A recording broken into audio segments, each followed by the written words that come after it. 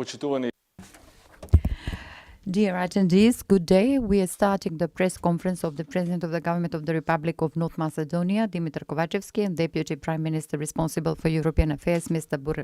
Bojan Maricik. The press conference is on the occasion of the establishment of the decision for establishing a negotiation procedure in the Republic of North Macedonia for negotiation talks with the EU. Let us hear their addresses, and then we will turn over to you for questions. Mr. Prime Minister, you may take the floor.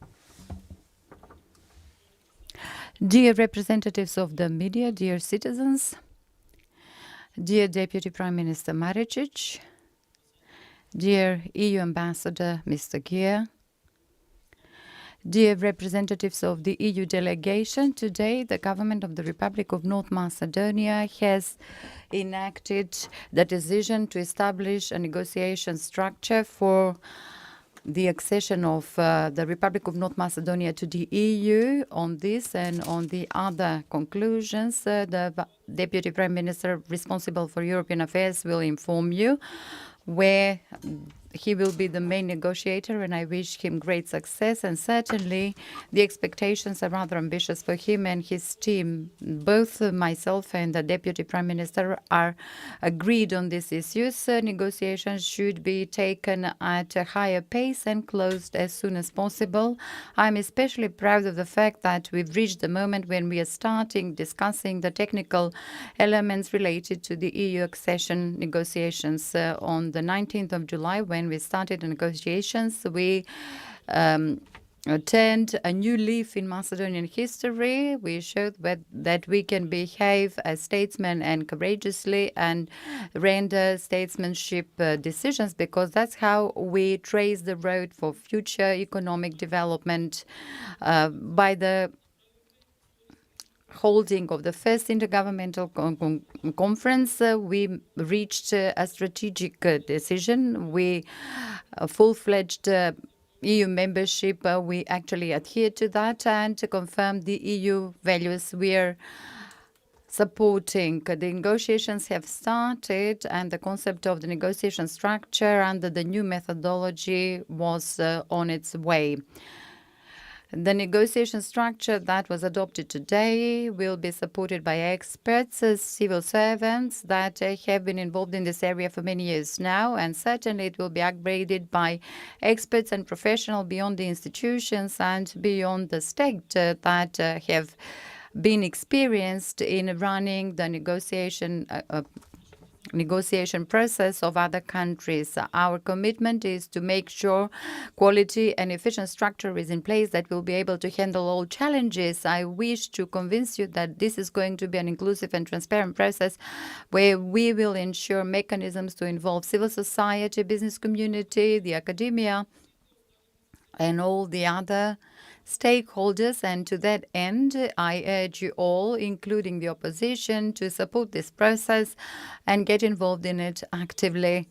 For this process to be closed up as soon as possible, it will be required to mobilize all the resources available to the country, to the government and states, since this is an issue where we should unify our opinions to make sure we have both development and progress. I strongly believe in the capacity of the Secretariat for European Affairs as a responsible body for running the negotiations that is going to coordinate and support the institutions in the entire process, and I'm convinced that we will have good quality preparation for the negotiations.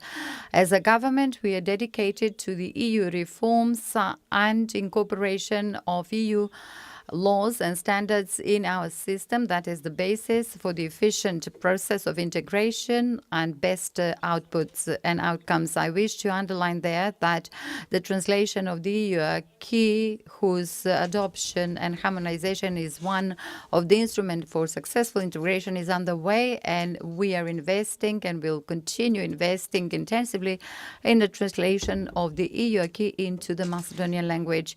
Dear citizens, the conclusion of negotiations by 2030 is the goal that we are setting to ourselves. It is a realistic and achievable goal, and I'm persuaded that the next enlargement will cover North Macedonia. We will work with dedication to make our country equal to the other EU member states and take equal part in the policy making of the EU, certainly by protecting our state interests.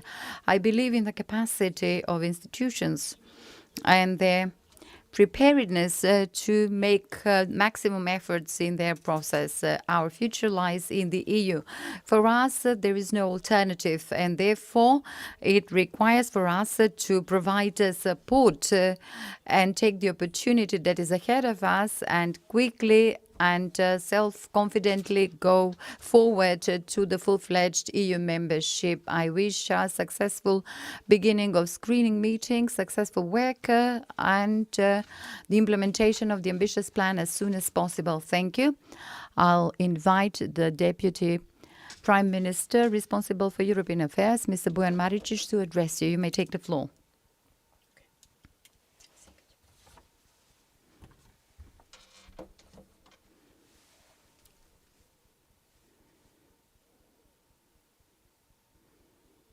Thank you, Duško. Dear Prime Minister Kovacevski, dear Euro Ambassador Ger, and EU delegation representatives, dear media, and dear Macedonian public, it's indeed a pleasure that we have the opportunity today to make another step, a key one, in the preparation of North Macedonia for the negotiations with the EU. With the official start of the negotiations in July this year, the need arose to urgently consolidate the coordinating mechanism for running the accession process. According to me, the key link that will ensure the coordination and support of all reforms related to the EU integration process and implementation of the Agreement for Stabilization and Association that is remaining in force until the signing of the accession agreement for full-fledged EU membership. In our today's thematic session, we adopted the decision to establish the structure for negotiations of the Republic of North Macedonia's accession to the EU.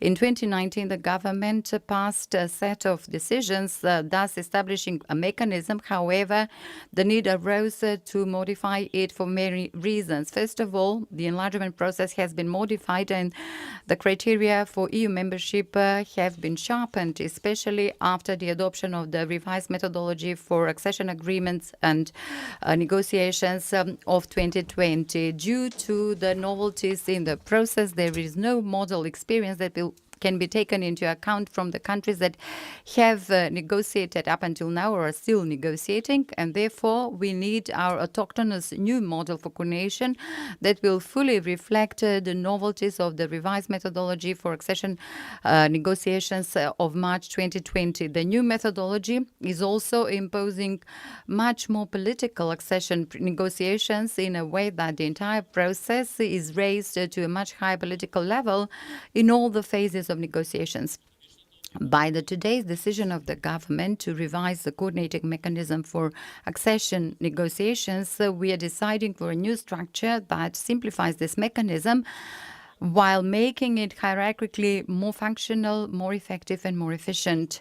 What is envisaged by this negotiation structure for increased efficiency of the operation while running the negotiations? The chief negotiator will be established, the function that will be performed by me as Deputy Prime Minister of Government that unifies both political and technical elements of negotiations. To make sure hierarchical consistency, there's going to be a Deputy Chief Negotiator, a position that will be performed by the Chief Secretary for European Issues, who is Ms. Rita Abdiu-Halili. The bodies envisaged by the decisions in 2019 will remain as such. More precisely, the negotiation committee headed by the President of the government, Kovacevski, as the highest political body of the government for coordination of accession negotiations. Here we'll have the members of 4 Deputy Prime Ministers, the Minister of Foreign Affairs and the Minister of Finance. The state delegation of negotiations that will be headed by the Minister of Foreign Affairs, Mr. Bujar Osmaniev, as chief of the delegation, where the members will be the chief negotiator, the deputy negotiator, and the chief of the EU mission, and it will present the official negotiation positions of intergovernmental conferences. The group of negotiations, that is a professional body of the government for coordination with institutions and preparation of the proposals for negotiation positions, at the same time assisting body of the chief negotiator, where the members are the deputy chief negotiator, members responsible for certain clusters, areas and chapters of negotiations, and as part of the group of negotiations, among other things, 3 new positions: the chief economist that will perform the horizontal coordination of the economic policies and adequate chapters related to them, monitoring and coordination of all legal regulations from the legal viewpoint, as well as the content of the draft accession agreement with the chief jurist and the chief anti-corruptioner, who will perform horizontal coordination of all policies in the fight against corruption and prevention of conflict of interest. The 4th committee is the Committee for European Integration, consisted of all state secretaries of all institutions, including the chief negotiator, his deputy, the Secretary General of the government and the Secretary of the Legislative Secretariat, as well as the group of the negotiation members. This body will monitor the implementation of the Agreement for Stabilization and Association and coordinate the activities related to the accession negotiations. And in addition to the state secretaries, we will fill it up with members of the group of negotiations. Then the working groups for accession negotiations with accompanying bodies are organized under the new methodologies by clusters, by areas, 3 areas, and by chapters, 33 altogether. And they will take part in the preparation of analysis for the level of harmonization with the EU acquis and preparation of the draft negotiation position. The only point for coordination and the Secretariat of the entire process will be the Secretariat for European Affairs, since the competencies and the role that is given to this body throughout the years. ACA will be a depository of the entire documents related to accession negotiations, and there's going to be a coordinator responsible for methodological and process aspects and coordination of the other bodies in the structure of negotiations. Due to the importance and role of Parliament in the process of enactment of legislation and its role in accession negotiations will be defined with the mutually agreed act, primarily with the Commission of European Issues and the National Councils of European Integration. That will be an additional role for the opposition. In the coming days, we've envisaged meetings with the President of the National Council for European Integration, and in addition, a mechanism will be defined to establish the manner and pace of informing the President of the country about the negotiation process. The decision, I had an opportunity to hold a number of meetings and consultation, and I'll continue in the coming period to do that, to jointly define the cooperation part. The business community will play its role as well, and we had a meeting with them since the introduction of the EU acquis, and the strict application will affect their business on both the domestic and international market. This is a chance for the companies. Then cooperation with the academia will be established in the accession negotiations, as well as with local government, because a lot of the EU acquis that is going to be transposed in the national legal system will be implemented at the local level. Dear citizens, the goal that we have given ourselves is the completion, as the Prime Minister said, of these negotiations by the end of this decade, and EU membership of the Republic of North Macedonia by 2030. Our future is in the EU, and therefore full commitment and engagement is required to get involved and take the opportunity ahead of us and quickly and self-confidently move forward towards full-fledged membership in the EU. For all of us, there is a dynamic period coming for both the institutions and administration, as well as about all the parts of society. Will be having numerous aspects, topics within the 6 classes, 3 areas, and 33 negotiation chapters. Only if we are honest through entire mobilization of the resources available to the state will make sure efficient implementation of required reforms is in place. We have a heavy task in front of us that is achievable, though, since we have a clear goal and vision for our country. About this vision and about this strategic goal, we need to be unified, including the opposition parties, since this is a process of the interest for the country. We are fully prepared for the screening process beginning, and I'm convinced that we will meet the dynamics of the envisaged framework for completion of the process. May we have success and luck. Thank you very much. Thank you. We will continue with questions from the media, from the journalists. First, the Prime Minister, Mr. Kovacevski, TV24 Lepa. Prime Minister, I have a question about your visit to Bulgaria. Previously, you have stated that you're going to discuss with the Albanian Prime Minister Rama regarding the Macedonians that were complaining about the Macedonian silent assimilation of Macedonians there. But what is happening there? Can you tell us what are the relationship? What is the relationship between Sofia and Skopje? Is it only about the electricity, but also is it also about different topics? What is the promise that you're going to take to Sofia today?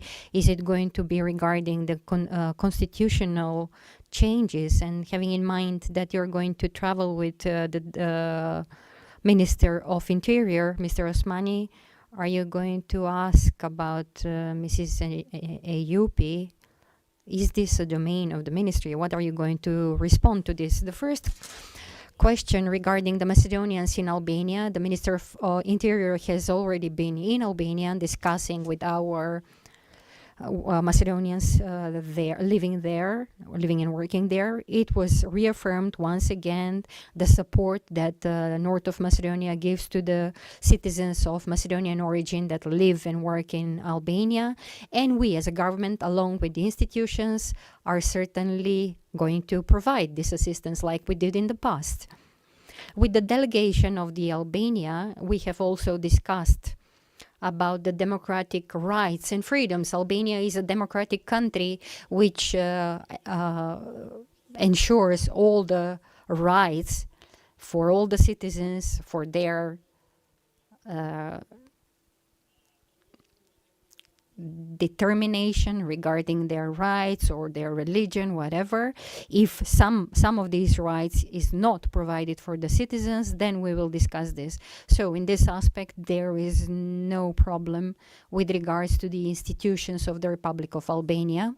I can freely say this, and I once again call upon all of our citizens, actually all the citizens of Albania that are with Macedonian ethnic origin, to be free when expressing their Macedonian origin at the census, at the upcoming census in Albania that is going to be organized according to all the European standards, just like we had here. The second question was regarding my visit to Bulgaria. We, through the Ministry of Economy, are communicating with the Ministry of Economy of Bulgaria. At the moment in Bulgaria, they have a technical government because they're preparing for elections, but this was not an obstacle for us to have intensive and normal communication as two neighboring countries. With regards to the electricity supply, if you go back to the request of the Chamber of Electricity in the Republic of North Macedonia recently, which they informed the government about, one of their requests was providing undisturbed flow of electricity between our two countries. It has happened in the past that the flow was not undisturbed, and we are going to discuss this as topic of our upcoming talks. And the second topic would be the supply with electricity. those who are very familiar with the electricity sector know that Bulgaria is exporting electricity since they have a nuclear power plant. Of course, we're going to discuss as neighboring countries. I have seen the statement by the Minister of Interior of Bulgaria, in which it was stated there that they are preparing for the meeting, which is very normal, just like we do. We are preparing very seriously when we are having an announced visit by another high official from another country. I'm going to meet the Prime Minister of Bulgaria, also the President of Bulgaria, Mr. Radev. In the delegation, I will have the Minister of Economy, the Director of the ASM, the President of the Chamber of Commerce of North Macedonia, and councillors from the electricity sector. Also, the delegation from the other side is going to be in this area, because we need to discuss topics on dealing with the biggest, the largest crisis, electricity crisis that we have had since the Second World War. I see a lot of chauvinism lately in the media, especially targeted towards the women. This is ongoing in continuity. It's not a good thing. You have used an expression that somebody has made a home for himself or herself somewhere. I consider this an institutional question to be addressed to the Ministry of Internal Affairs, and I consider Interior, actually, and I consider that you should address this to the Minister of Interior. But you are aware that there is an information that I have been asked about the person that you're asking about, whether this person was a consul. This person was employed in a municipality which was led by a mayor of VMRO DPMNE. So we need to check what are the motives for this. Therefore, I urge you to address this question to the Minister of Interior. I would like to ask you to be brief, since the delegation needs to start their trip to Bulgaria. That was not a chauvinistic question, but it was in a direction of exploring what fees she was receiving and what amount of the budget was spent in the last 4 days for the Open Balkan in Belgrade. Regarding the trip to Belgrade, I would like to thank our hosts in Belgrade that managed to organize a very successful summit of Open Balkan, in which, apart from the Open Balkan members, Serbia, Albania, and North Macedonia, there were the Minister of Interior of Bulgaria, the Minister of Interior of Turkey, the Prime Minister of Montenegro, and the Chairman of the Council of Bosnia and Herzegovina. We also organized, there was also an organization of the best fair of wine and tourism that was ever made in this level. Why? Because it was organized by 3 countries. In the field of open cooperation, we can be competitive with the big economies from the EU. Regarding the cooperation there and the discussions there, I was discussing with different ministers, the Minister of Culture, the Minister of Agriculture. We have signed a memorandum of cooperation in the media visual segment. The Minister of Justice was discussing the justice affairs and improvement in this area. And the Minister of Economy was discussing the area of electricity supply for the forthcoming winter period. We had very good conclusions regarding the supply of electricity. We have stated this at the press conference there, because all of us as countries, we have our pluses and minuses. If we have capacities for production of electricity and we don't have enough, and we don't have reserves of gas, because in North Macedonia we have never had capacities for storage of gas. Serbia has this. Therefore, we were discussing about using the gas that is coming from Serbia and to make engagements to be useful, beneficial for both sides. This refers to Albania as well. You know that Albania is lacking electricity.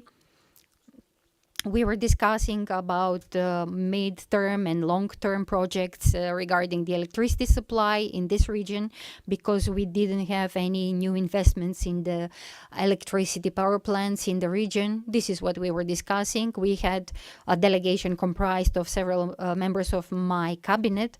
We had different obligations there. It was a huge fair. The Ministry of Economy needed to take part of their experts there, because there were 42 distilleries from Macedonia present from the North Macedonia, 3 wine houses. I want to congratulate on them, because they were awarded for their wines that they are producing. This is a big stimuli for us. We have prepared a campaign as well, which was translated in 4 languages. It was translated in Serbian, Albanian, and English, because we had a very large fair once again, and we had the largest world storage houses present there. They need to be informed about what was happening there. It is very important for the wine producers, because one of our export produce in the agriculture sector is the wine. We have export, which is growing from year to year. It was increased by 19% in the last year, and any investment in the export is going to be very beneficial for us. So if you invest, you will have a return of the investment. This is, according to my opinion, very justified. Everybody could have seen what the promotion looked like. All the events were transmitted. Everything was shared, information was shared from all the events there, and I consider this is something that only can bring us forward. I can ask my cabinet for 3-4 of us that were present there, and the other ministers, according to their responsibilities, they can share an information with you about this event.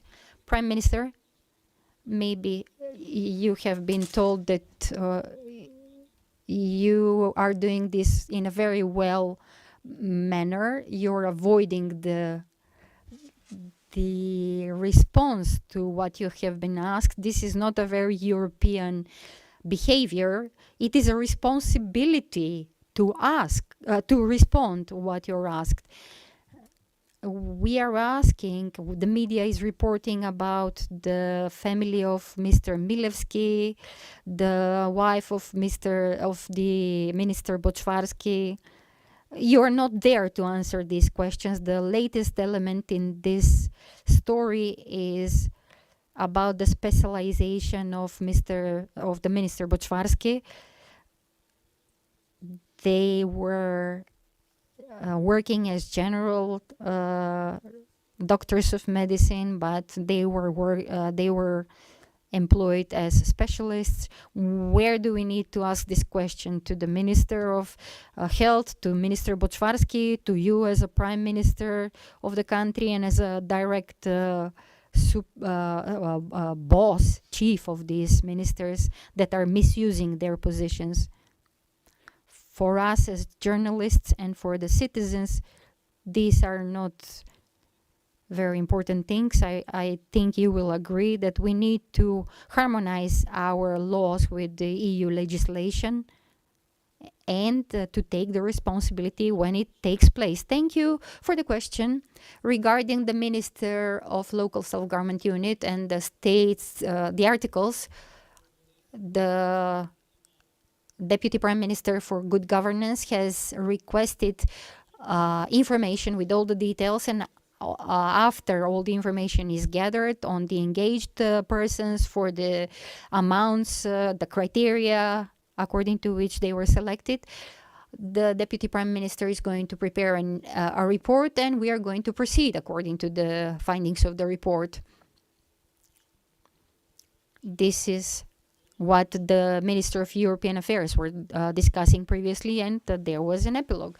Regarding your second question, it is important to know whether somebody was urged to study medicine and to work in the medical sector afterwards.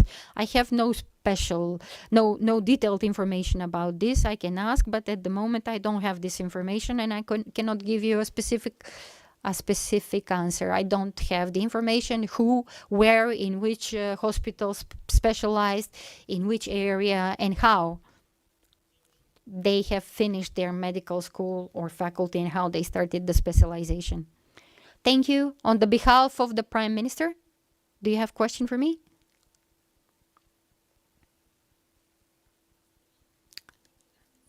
The country, you have said, is facing the largest energy crisis since the Second World War. You said it already. You have discussed in Serbia for finding alternatives, ways of providing electricity.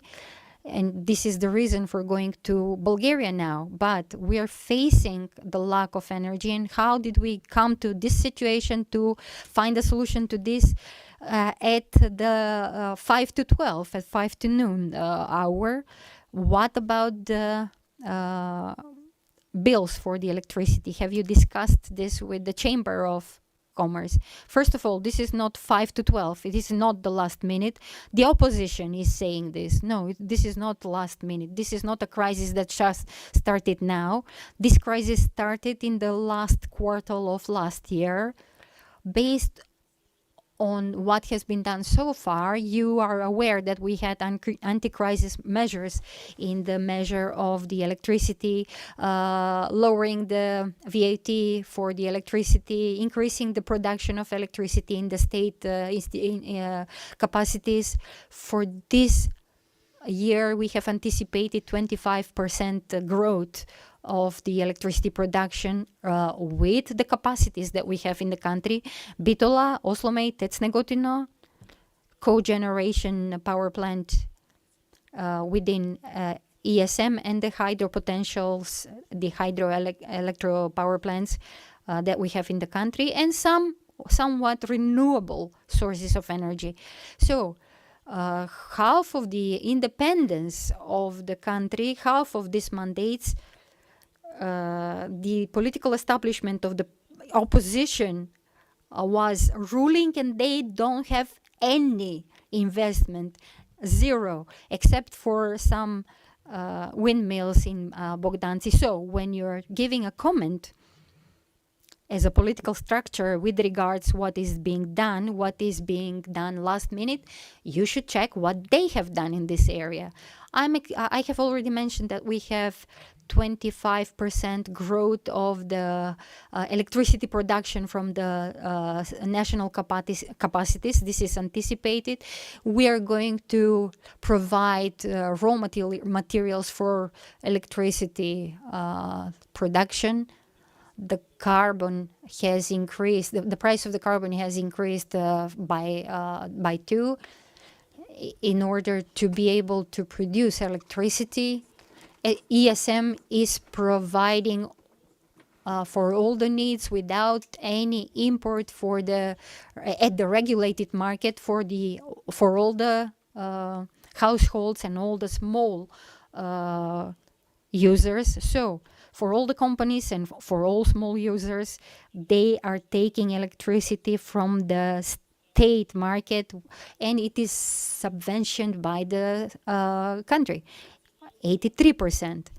What we're discussing and what was the request of the Chamber of Commerce is to provide additional quantities of electricity that are going to be below the HUPEX price. Those companies are, with the crisis condition that was established in the country, those companies are going to enable from renewable sources of energy together with producers that have an agreement with the state. Some of them don't have, just like in the last time, to be directed for the companies that are going to be taking this electricity from the free market at the price that is below the market price. The second thing was to put into function the gas central Tetovo Skopje. We have to stress that this is not a state capacity, it's private owned company, and we are discussing with the owners to put this into function. The negotiations are to put this into function, and the second thing is the price under which the electricity is going to be undertaken to be under the market prices that are at the moment. And the second thing is that with the undisturbed supply of heating plant, we will provide heating for 55,000 households in the city of Skopje. Third, with the flow between our two countries, us and Bulgaria, that is why we will have the visit to Bulgaria today. We are going to discuss provision for the surpluses or the lack of electricity. So we are going to try to provide this in case it occurs during the winter period, in order to have undisturbed supply of electricity and provide prices that are going to be optimal for the Macedonian economy. For 72 companies, we are going to provide energy at the regulated market subventioned by the country. For 1,300 companies and 500 institutions that are under the state ownership, we are going to provide electricity that is going to be, that needs to be at the prices lower than the market prices. Therefore, I'm in communicating with the president of the Chamber of Commerce and the companies in order to overcome this. This is not a challenge only for our country. It is a challenge for all the countries in the region. We are all facing the same problem. We have one neighboring country that is having restrictions 5 to 9 hours per day of electricity, because in the region, the production capacities that the countries have, the countries from emerging from ex-Yugoslavia, their production capacities are coming from this period. They are old, 40 plus years old, and we have capacities that are providing basic energy that are outdated. 40 plus years of working. Therefore, all the engineers in ESM are engaged in order to provide for undisturbed functioning of these capacities. Therefore, we have already completed the putting into function of the third block of Rek Bitola. You can see that today we are maintaining regularly the second block in order not to have larger switch offs of the blocks in the network, in order not to be put in a situation to export expensive electricity from the stock market. The futures are very expensive for the fourth quarter of this year and the first quarter of the next year. This is an enormous price that nobody can put up with. If you subvention a price from 1,000 euros to 300 or 400 euros, which would be acceptable, can you imagine the consumption if you multiply this with the difference of the price of 600 to 700 megawatts per hour? Can you imagine what the difference would this make as a fiscal burdening to the budget of the country? That's why we're making all the fiscal implications in order to be able to coordinate the efforts that all of us in the region are making. Thank you. 27. We need to do it in 27. Thank you. If there are no other questions, we are hereby closing this press conference for today. I wish you a good day.